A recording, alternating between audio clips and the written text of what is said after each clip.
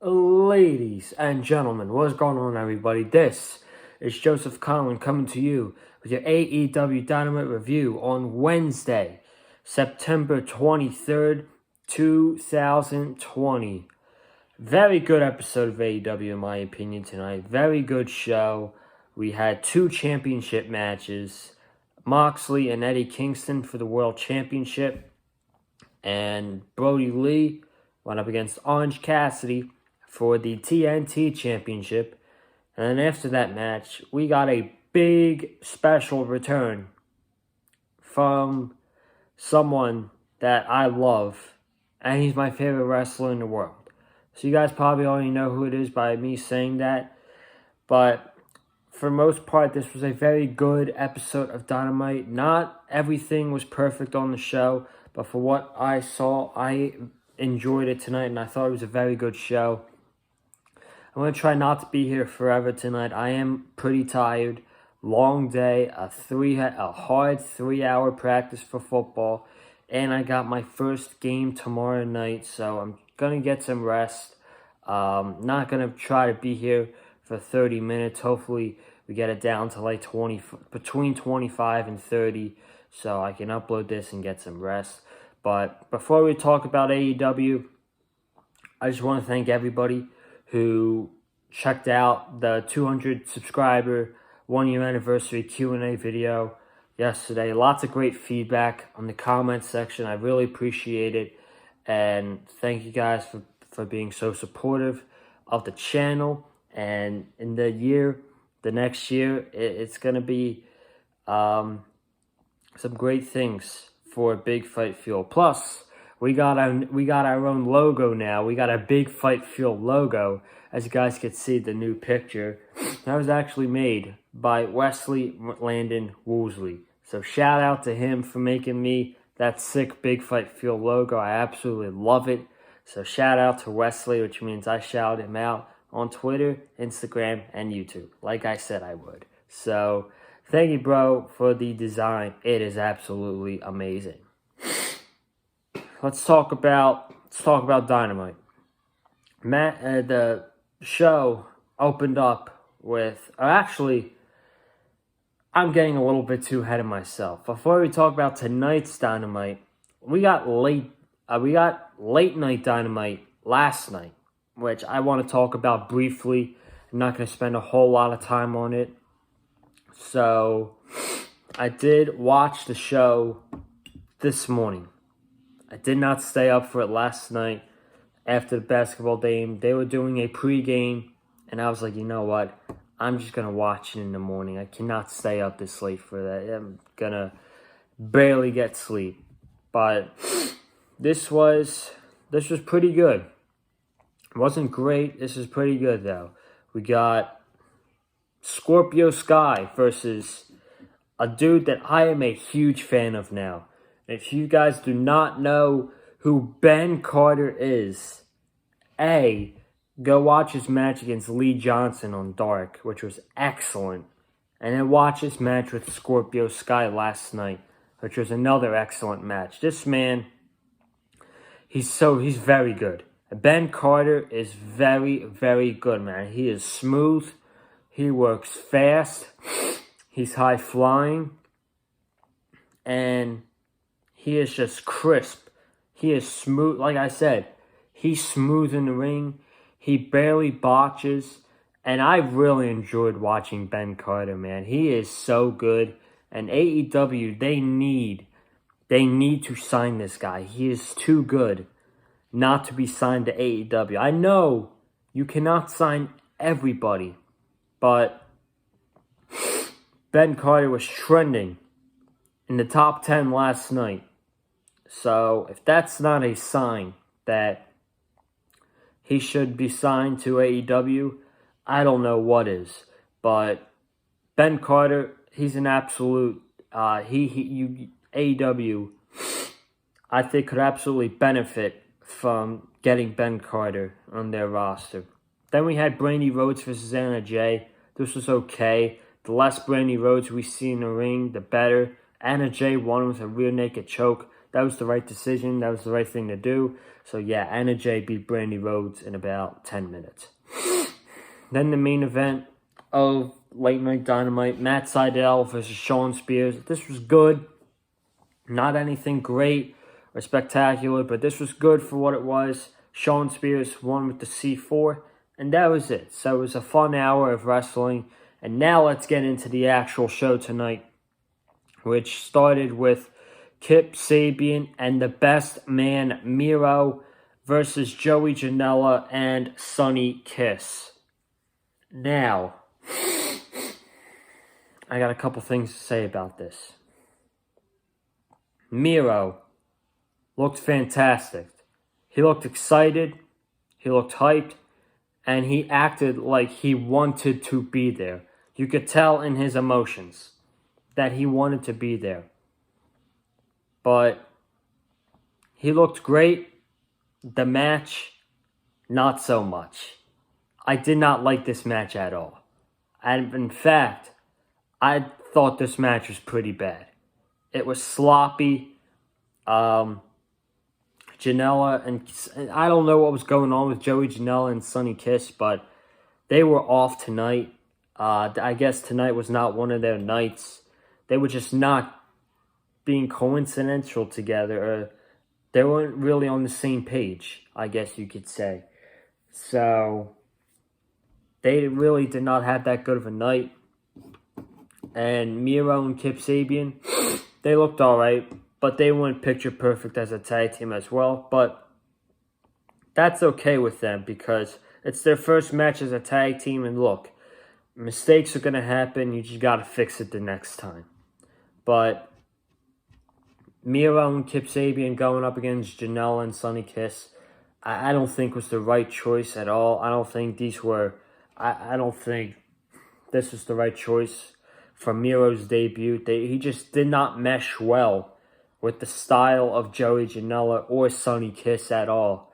I would have put them up against maybe SCU or Dustin QT Marshall, but I would not have done Janela and Sonny Kiss against Miro and Kip Sabian. Miro and Sabian obviously won with Rusev tapping out Sonny Kiss in a accolade. I forget what the commentary called it, but I know in WWE they called it the accolade. So that was that. Miro and Kip Sabian won. I did not really like this match at all.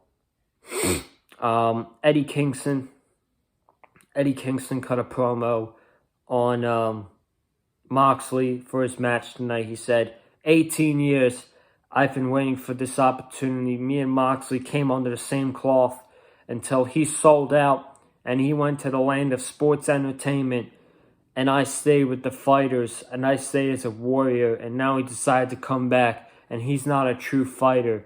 And then he called out Moxley. Moxley came out and they both got each other's faces for the stare off. This was very good. Very good promo by Eddie Kingston. He is easily a top 5 best microphone guy in AEW.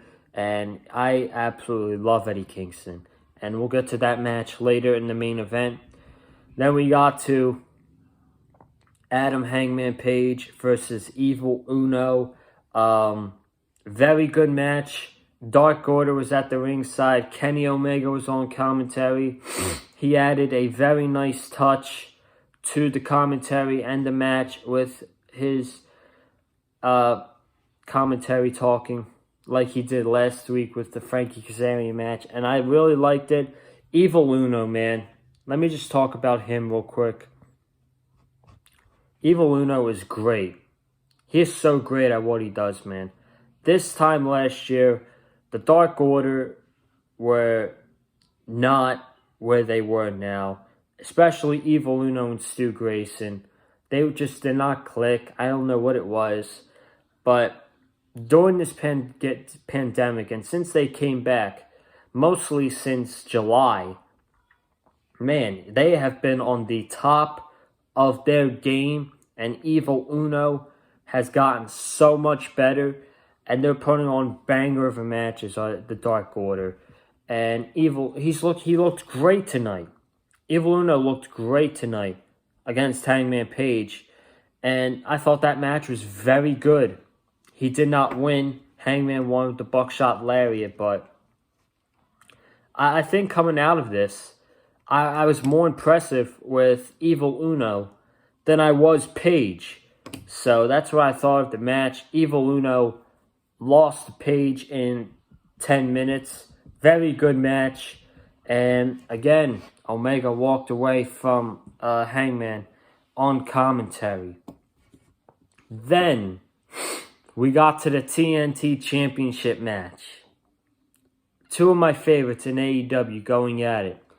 Orange Cassidy and Brodie Lee for the TNT Championship. Most of this match was a slaughter. Brodie Lee was beating the shit out of Orange Cassidy like a pulp, JR said, like an orange pulp. And just clotheslines, half and half suplexes, discus lariat. And he hit that at the end, but a couple clotheslines, a drop kick, a suicide dive. Then Orange Cassidy, he got his big comeback, and this was where the match was getting really good. I thought this match was great. In my opinion, this was a really good match. Probably my favorite match on the night. Good storytelling in it too. Cassidy hit it 2 suicide dives to Brodie Lee, a top rope DDT, and then 2 Falcon punches.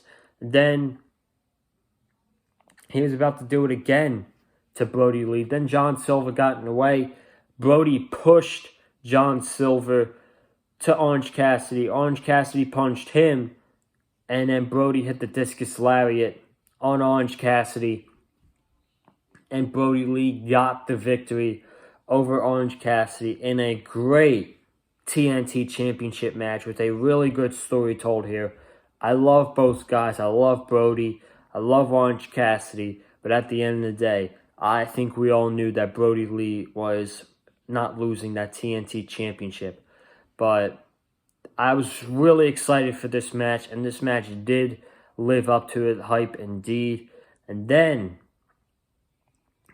after the match, we got the lights going out, and we got smoke and red lighting, and out came the return of Cody.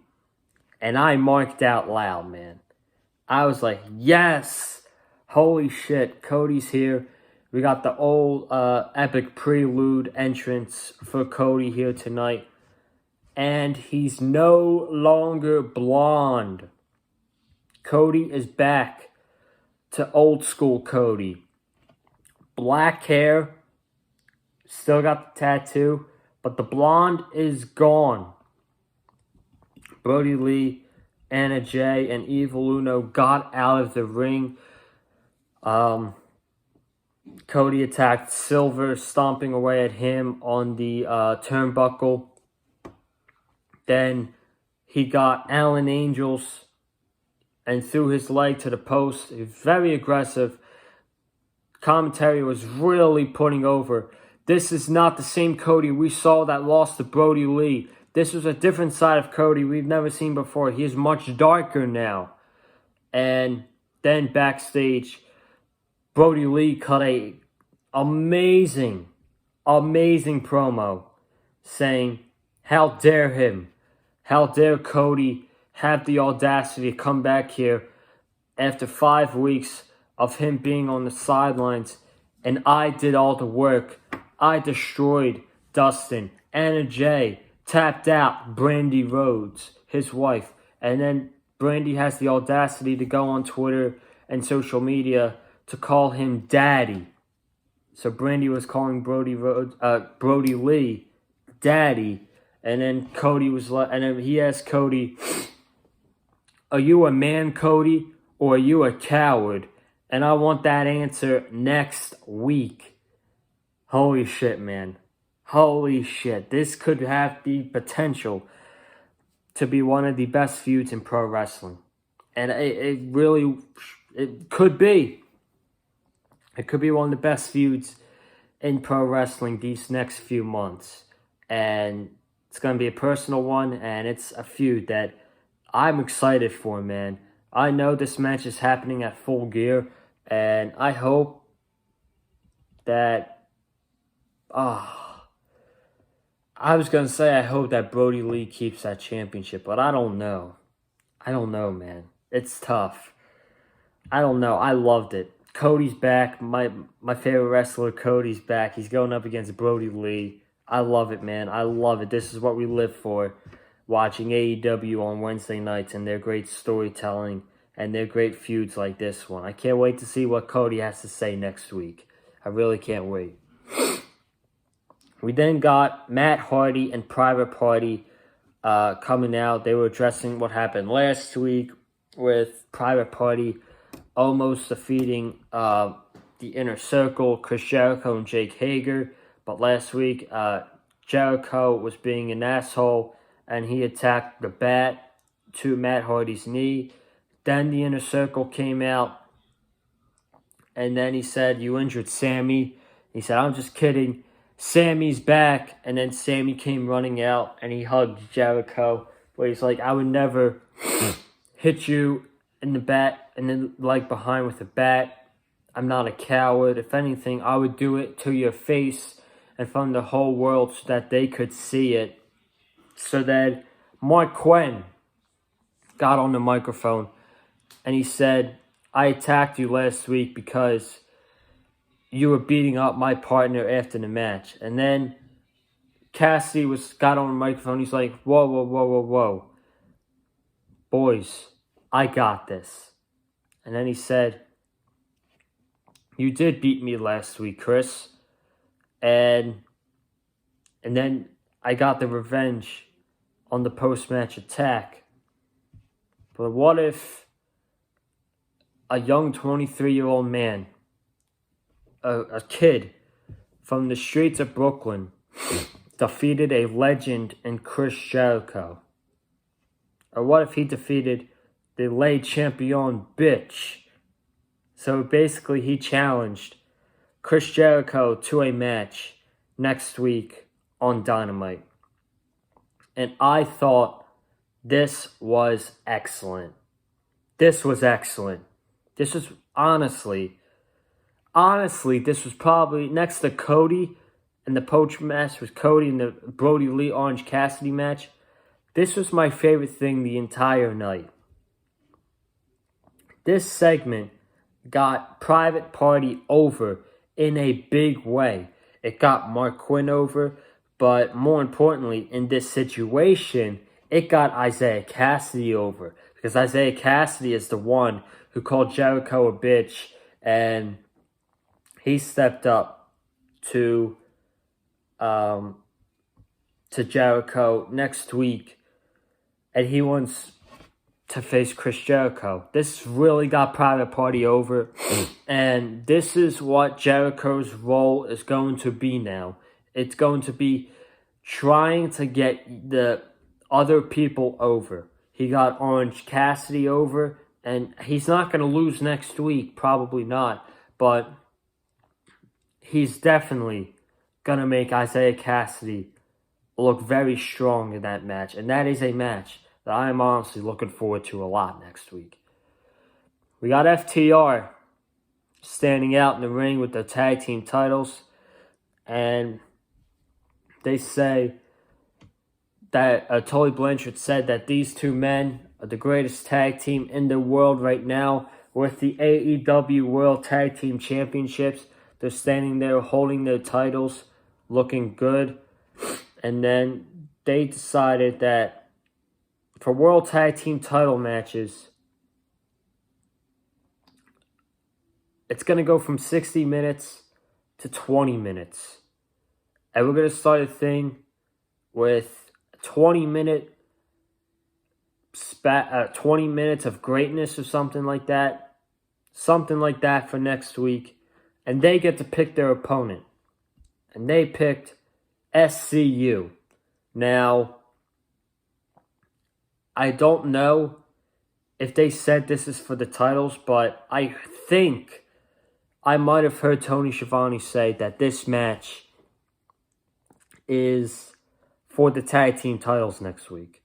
So we're going to have to see. As a match, that's a match that I'm looking forward to. Their first match was fantastic. The match they had back in June, that was a fantastic match.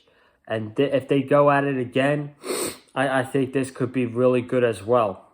And then he said, once we get by SCU and we're done with them, who else do we really have? I mean, there's best friends are the number one contenders who are backyard fighters, and they're not real wrestlers. And then they come out and they say, we're the number one contenders. And they said, what we did last week to Santana and Ortiz was a statement to the entire tag team locker room. And then right now, we want to step up to you. So FTR take off their jackets. They call for a referee. And then the referee goes to ring the bell. And then Dax Wheeler catches his arm. And he's like, we'll give you a match sooner rather than later, but not tonight. So they walk to the back. And then Chuck Taylor says, at least Santana and Ortiz are not wimps like you guys are. So we could be seeing best friends go up against FTR for the tag team titles in the near future. That's a match I would love to see. I think that match could be an absolute classic. And I don't know if it's going to be on the anniversary show or Full Gear. But if I was a betting man, I would say that's going to be on Full Gear. Because I don't think they're going to do the Young Bucks match yet. They're not back to arenas yet. So I don't think they're going to do that match until they're at an arena with a full capacity. Because you're not going to do the Young Bucks versus FTR in Daly's place with 20 capacity. You're going to do that in a jam-packed arena on a big pay-per-view, whether it's Revolution or we wait until Double or Nothing. And it's going to be in front of a sold-out crowd, and it's going to main event that pay-per-view. So if I was a betting man, I would say the best friends are going to challenge FTR for the tag team titles at the Full Gear pay-per-view on November 7th. We got Thunder Rosa and Hikaru Shida versus Diamante and Eva Luz. This was fine. I don't know what it was. I don't know if it's just me not getting into the match or whatever, but I don't know. Something was a little bit off for this match. I don't know what it was, but Shida got the Falcon Arrow win on Diamante, and that's really it. That's really it. That's all I have to say about the match, really. So we got a couple match announcements for next week's Dynamite. I might not remember everything. So we're getting Britt Baker in action. Chris Jericho versus Isaiah Cassidy. We're getting FTR versus SCU. Darby Allin versus Ricky Starks. And, I don't even remember the whole thing right now. Cody's talking next week. I remember that. Moxley's appearing. And shit. They announced the match. I just can't remember it right now in my head.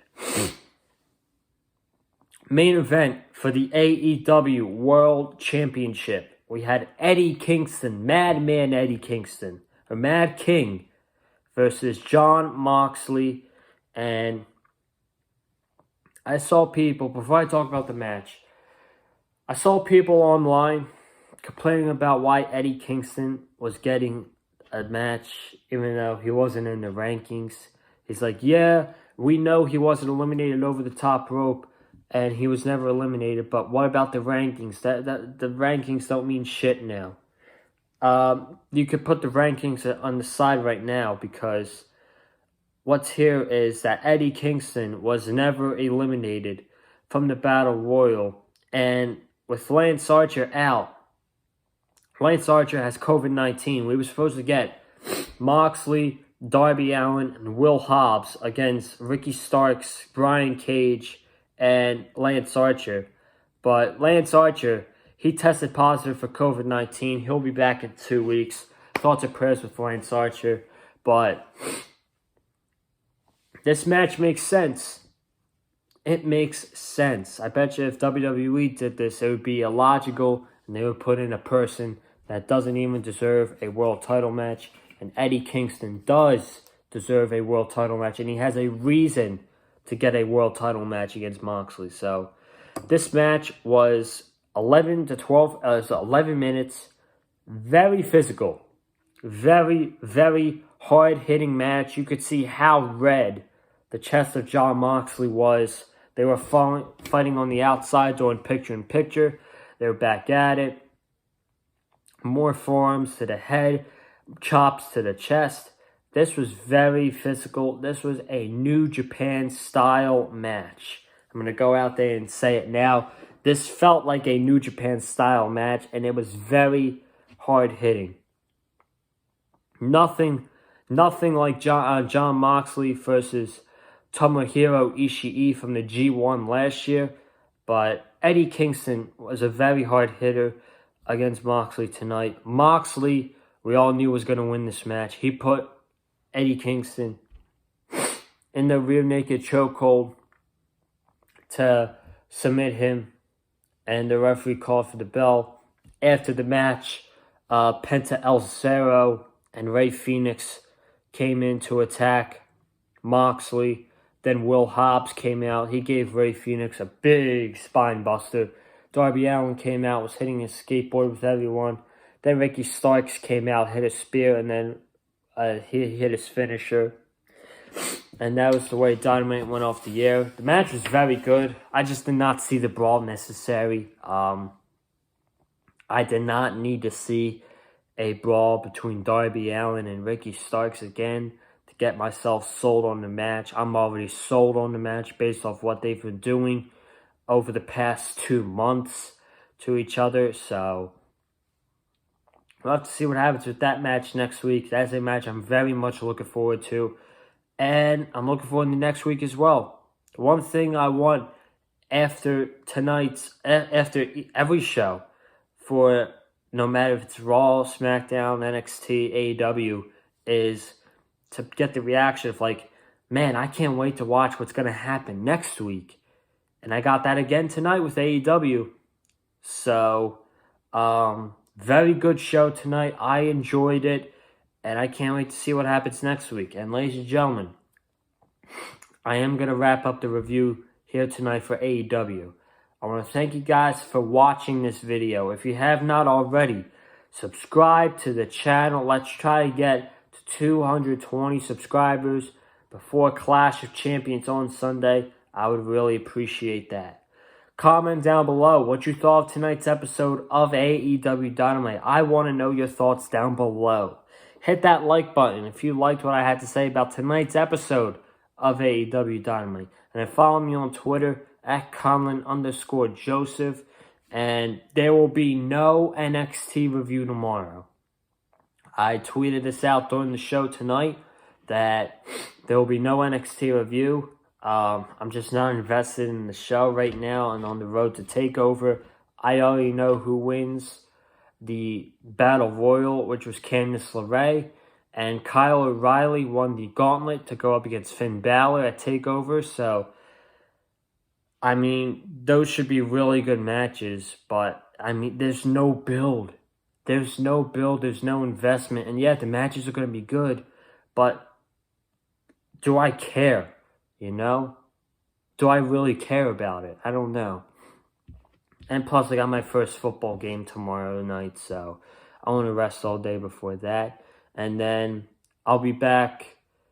I don't know if I'm going to upload the Clash of Champions preview predictions tomorrow night or Friday morning. Cassius Kim. You can follow him on Twitter at Cassius Kim.